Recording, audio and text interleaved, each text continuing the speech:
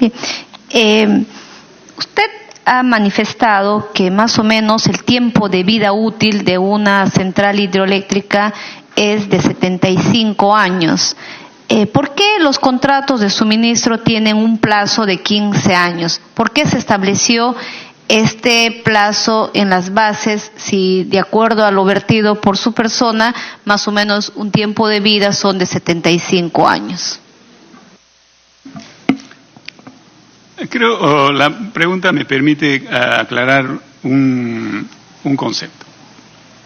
En la década del 2000-2010 había muchas concesiones, incluida esa de Marañón, por la cual sí nos reunimos reiteradamente, señora Presidenta, por su intermedio, que no lograban financiar, no lograban financiamiento. ¿Por qué? Porque las centrales hidroeléctricas demandan una inversión muy grande. Y cuando el concesionario se acerca al financista, lo que le preguntan es, ¿y cómo va a financiar esto? Entonces, lo usual, la práctica del financiamiento de proyectos, es que el flujo que se puede obtener de esos proyectos, se obtenga de contratos de suministro, los PPA se llaman en inglés. Entonces uno lleva su contrato de 15 años, si lleva uno de 25 mejor, pero el 15 es el mínimo. Y en el Perú, en esa década, como señaló, nadie les estaba firmando, excepto, por ejemplo, el Platanal, que es una central hidroeléctrica desarrollada por privados, pero de un grupo económico que le podían garantizar ese contrato. En consecuencia, esa era la única forma de desarrollar. Para el caso de hidroeléctricas y para el caso de la gran cantidad de proyectos, lo que ofrece el Estado eran 15 años. Es independiente de la vida útil de la central. ¿Por qué? Porque vencidos los 15 años, esa central no se la van a llevar. Esa central va a seguir produciendo y entregando energía al sistema del Perú.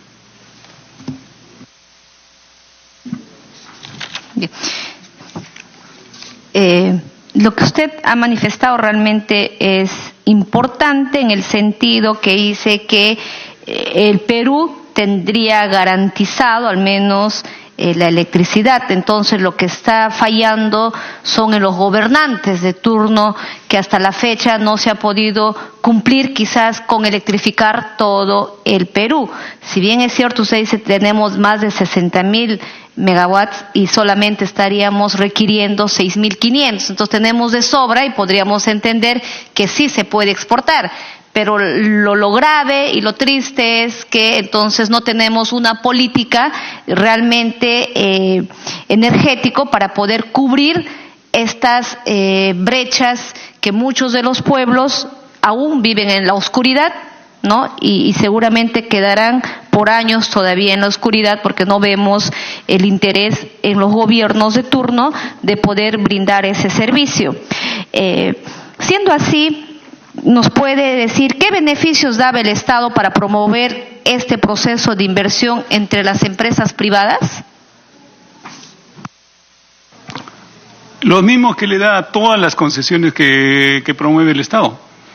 En este caso, un contrato de suministro por 15 años, con un precio obtenido en licitación. No es que alguien le dijo, mira, este precio que no, un concurso. En esta licitación, señora Presidenta, se ordenaban los precios de menor a mayor y se cortaba en 500. Como no se podía cortar una de ellas, y las bases habían establecido así, se adjudican 544. Y el precio está ordenado absolutamente por los precios que presentaron los postores en sobre cerrado, ¿no? Es una licitación absolutamente estándar, transparente. Le cuento que una vez en una conferencia en España, explicábamos en un proceso de roadshow del Perú, explicábamos que cómo se adjudicaban y un participante en la sala señaló, o cuando yo expliqué que la propuesta económica no la conoce nadie, que viene en un sobre cerrado y que se abre en ese momento y se adjudica, no lo podían creer. Decían, ¿cómo? ¿Y cuál es el truco? Es que no hay ningún truco. Los procesos son competitivos. Cuando hay, señora Presidenta, como en este caso, cuando habían 6 postores y se adjudican 3, entre ellos había una competencia muy seria. Por eso que se obtienen valores de ese tamaño.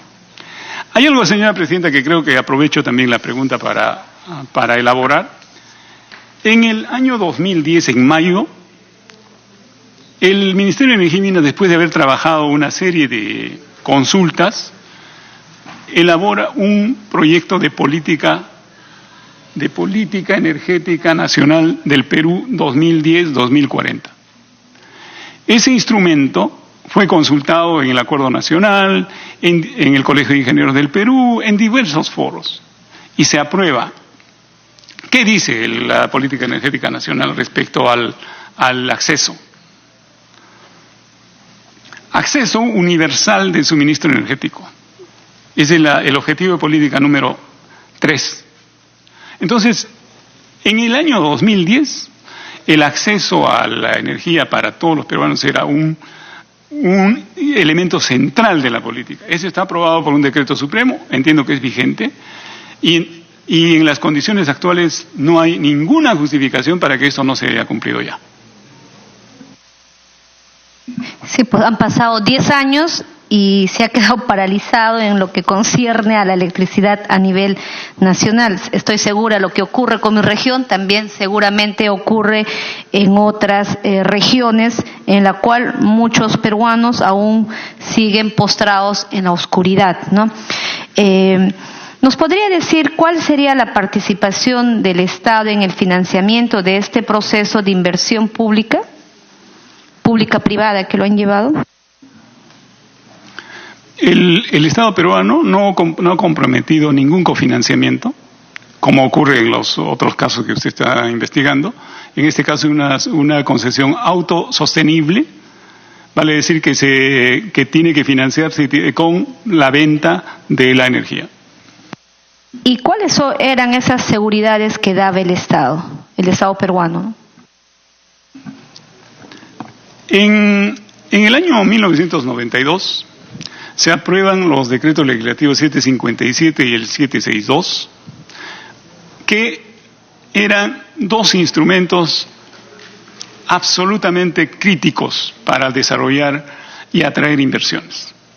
Lo que establecen originalmente estos decretos, pero que después se fueron perfeccionando, es un régimen de estabilidad jurídica, que todos los procesos que se adjudican competitivamente mediante el proceso de proinversión acceden a este beneficio, que centralmente es lo siguiente: cubre que cualquier disputa, imagínense que dentro de 10 años un gobierno quisiera nacionalizar esos activos.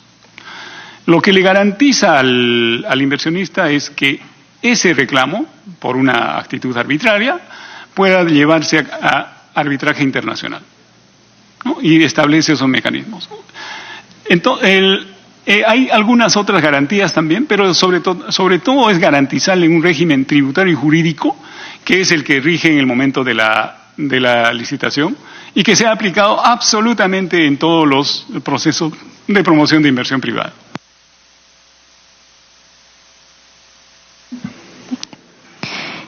Si nos puede explicar, por su intermedio, señora Presidenta, respecto a la producción de electricidad destinada al mercado interno y la exportación de los excedentes de potencia y energía eléctrica asociada al Brasil, ¿tuvo reuniones con funcionarios de energía y minas de la República Federativa del Brasil o empresas brasileñas en el marco de dicho acuerdo? En el marco de dicho acuerdo, tuve dos reuniones, me parece, con el ministro de Energía Lobão, el ministro de Energía de Brasil, con quien discutimos en una primera aproximación. Pero debo mencionar, señora Presidenta, que inclusive antes de que yo asumiera el ministerio ya habían estos preacuerdos, ya había un comité técnico que venía trabajando esto. Entonces yo participé en una reunión con el ministro Lobão, y en una segunda reunión también, que ya era más avanzada, participó el ministro Lobão y el presidente Lula.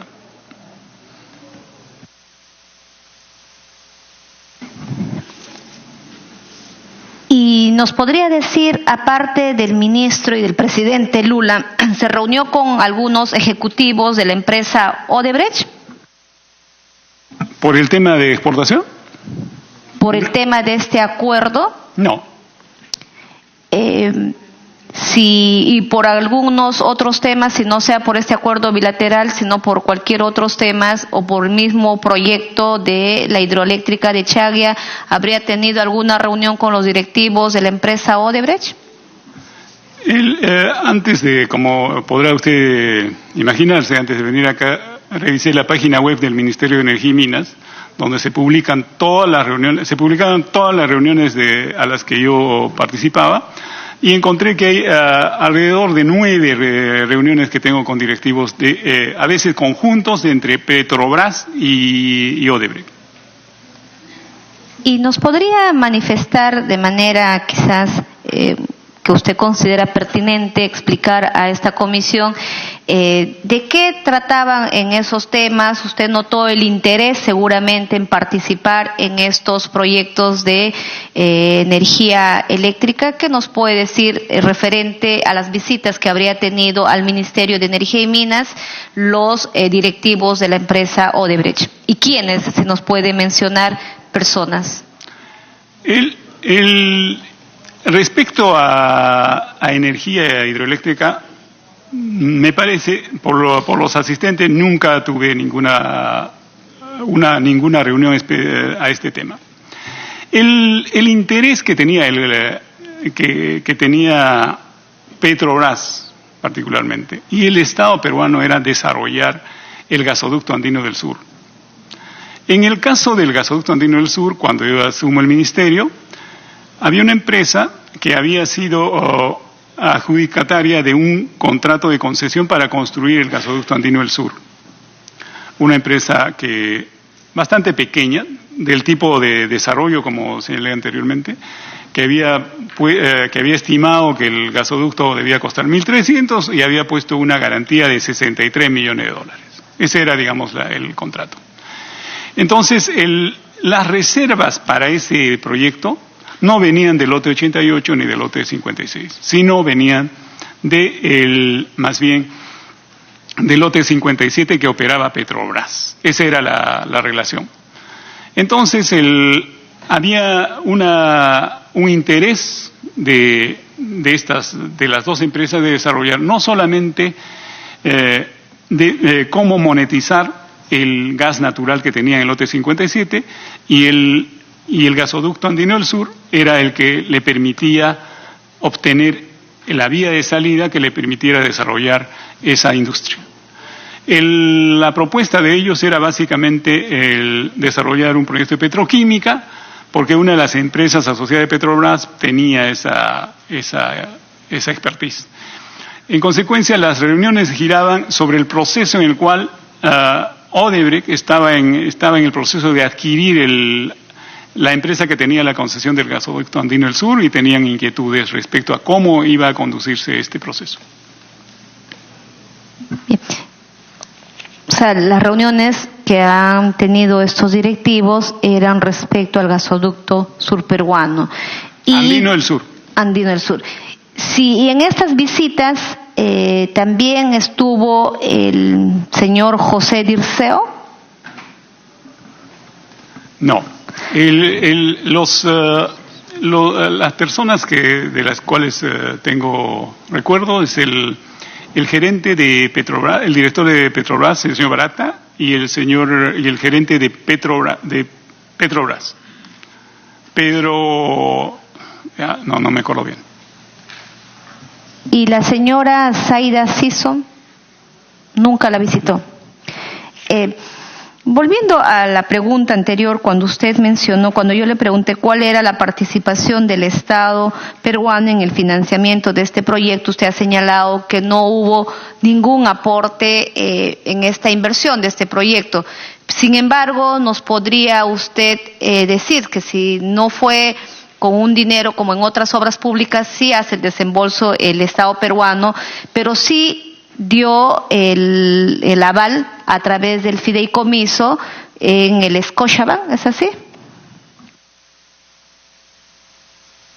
O sea, si bien es cierto, el Estado peruano no le da, dinero en efectivo para el inicio de esta obra, pero sí a través de un fideicomiso avala para que pueda este proyecto tener la viabilidad y con ello esta APP poder continuar con esa inversión pública? No hay ningún fideicomiso.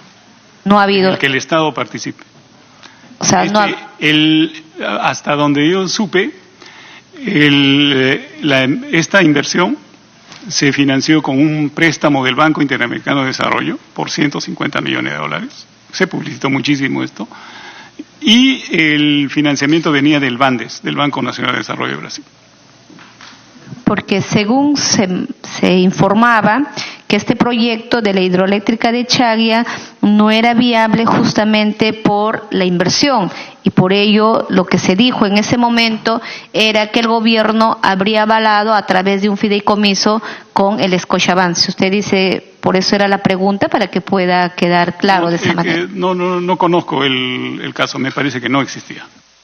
¿Es que no conoce, no existía, o rotundamente no hubo ese tal aval a través del fideicomiso? Los fideicomisos en los cuales el Estado compromete algún tipo de garantía son instrumentos que tendrían que ser públicos, tendrían que haber sido parte de la licitación, y no fueron, señora Presidenta, parte del proceso de licitación y de adjudicación. Bien, bueno, habrá que, como todo deja constancia, entonces en su momento volveremos a preguntar si el caso fuera diferente. Bien, ¿nos podría manifestar en el marco de este proyecto si conoce cuál es la relación de naturaleza de vinculación respecto a las coordinaciones que pudo haber realizado con las personas de Erlon Arfeli, que es apoderado de la empresa de generación Huallaga?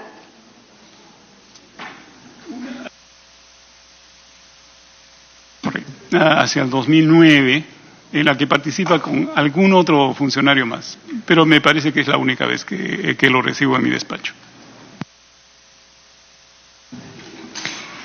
Al señor Julio Ernesto Carrasco, que también fue apoderado de la empresa Generación Huallaga, ¿ha tenido alguna reunión, alguna visita, si lo conoce? No lo conozco. Al señor Javier de Sousa Ferreira. Tampoco. Bueno, usted ya ha manifestado que sí. Al señor Jorge Barata lo conoce, al señor Luis Lula da Silva también como presidente ha tenido una reunión en el marco de esta acuerdo que habrían suscrito el Estado peruano con el gobierno de Brasilia. Al señor Luis Ortigas Cuneo. El señor Ortigas era el gerente del proyecto. Dentro de la dirección ejecutiva, como expliqué, él era el gerente del proyecto que conducía esta licitación. Con él sí ha tenido reuniones respecto de este proyecto. ¿Nos podría decir en cuántas oportunidades, a través de él, con qué otros directivos más o personas habrían tenido las reuniones? Mire, el señor Ortigas es un funcionario público como yo. Él era un funcionario de proinversión. De la manera en que yo conducía el ministerio era de una manera bastante abierta y participativa. En los días lunes sostenía yo una reunión del directorio del Ministerio en Egíminas a las 8 de la mañana, todos los lunes, donde asistían los directores generales, los viceministros y los asesores, y tratábamos los temas que estaban a cargo de todas las direcciones. Veíamos electricidad, hidrocarburo, minería, etcétera, asuntos ambientales. Esto se cubría y entonces era los temas que íbamos a trabajar durante la semana, y en la semana siguiente revisamos qué quedaba pendiente y veíamos nuevos temas. Inmediatamente después de esta reunión, a las 9 de la mañana, tenía lo que se llama la reunión sectorial. Asistían el presidente Osinermin y su gerente, el presidente Perupetro, el presidente de Electroperú, el gerente de Electroperú, porque el presidente no iba, y el señor Ortigas, jefe de Proinversión. Esas personas asistían regularmente los días lunes a estas reuniones. ¿Por qué? Porque tratábamos los aspectos macro del sector y cada uno dentro de su responsabilidad